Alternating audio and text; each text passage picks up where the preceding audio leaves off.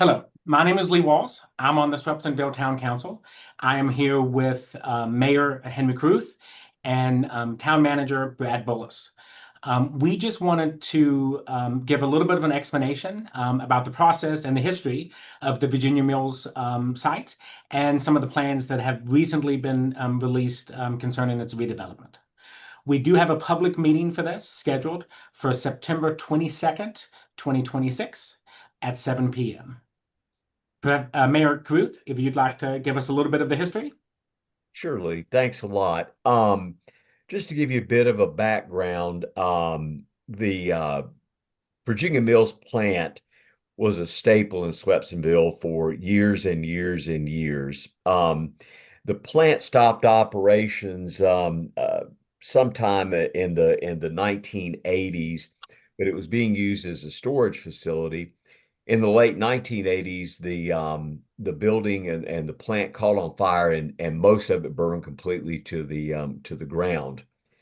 Um, During the period from the late 1980s until the present, a previous town council had the foresight to buy the 20 or 22 acres that the mill site was on, and made that investment, but had not really done anything with it.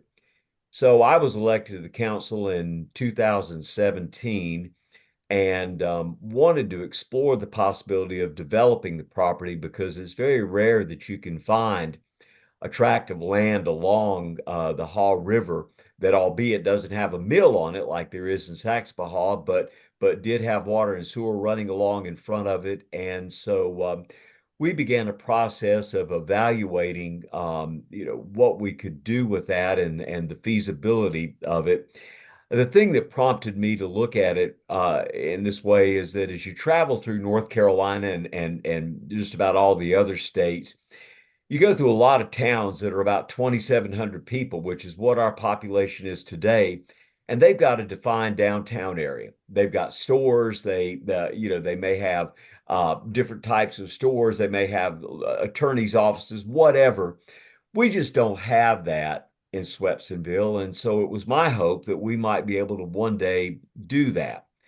So we began the process of evaluating it, and I'm going to let Brad tell you a little bit about that process and why we have landed on the rendering that you're looking at today.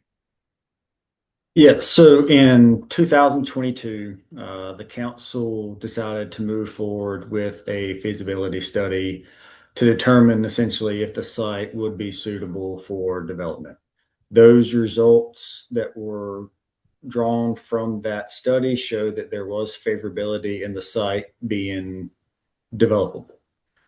So once that information was obtained, the council then started thinking about ways of how to create a heart of Swepsonville, that essentially being a downtown area.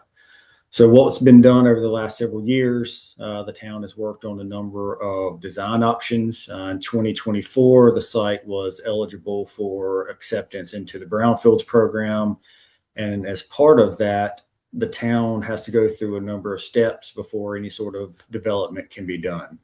One of the next steps is an environmental management plan, which essentially is a plan for how the site may be disturbed and in what areas. As part of that, in order to draft that plan, there needs to be a basis for a site. That there is how we got to the conceptual design, which is again the first step working towards that environmental management plan. And what has been done is decided to say, looking at this plan here, if you look at it, you see buildings A, B, C, D, and E. Building C, essentially based on this design, would be a town hall, and buildings A, B, and E being suitable for business, and then D being some sort of residential component.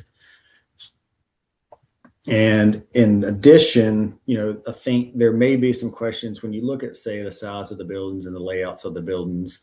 At this point, because it's just a conceptual design, there's no intended uses.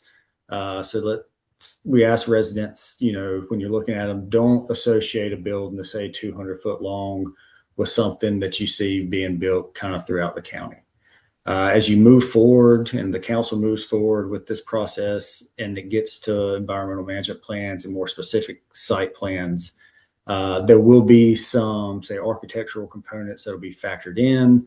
I think that it would be the intentions of the council for if this site is fully developed at some point in the future, for the structures that are on site to be representative of what you would have saw on a mill within 1900s or that era.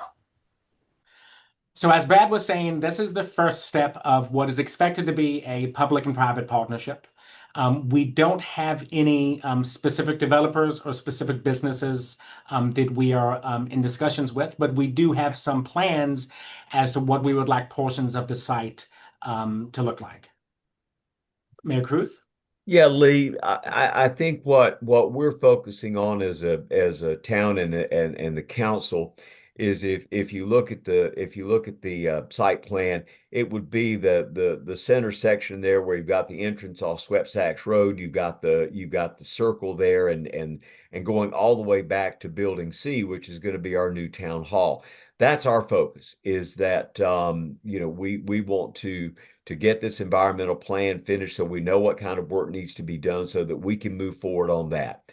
And then whatever development that would come along, either with the residential or the retail slash commercial, that would be to be determined once a developer comes along. But certainly we're going to set a look with the architecture with that town hall that resembles or reflects the mill that was there, and certainly we want those other two parcels to reflect that as well.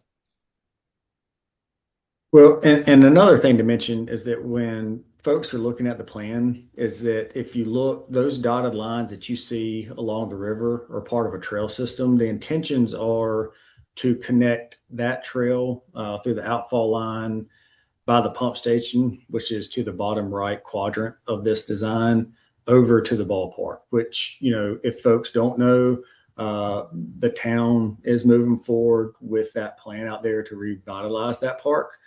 Currently in the schematic design phase. I suspect that maybe in the next several months, we'll have those schematic designs available. And then that gets us one step closer for our design builder being able to go out for bid and start that project. So, what I think would be encouraging and good to see is that for folks that when they're reviewing this, if they have any questions, they're more than welcome to come by town hall, reach out to us by phone, or they're welcome to engage. I think that y'all would welcome it too, engage with any of the council members, because again, the intentions are for this to be something that gives Swepsonville identity. And I think that, again, it's a good start. It's been a long time coming. And we hope that residents see it and now have kind of a better understanding of what's being done and kind of where we see this site going. So we are accepting public comment, and we will accept public comment at the town council meeting on September 22nd of 2026. We look forward to seeing everyone there, and we do thank you for your time.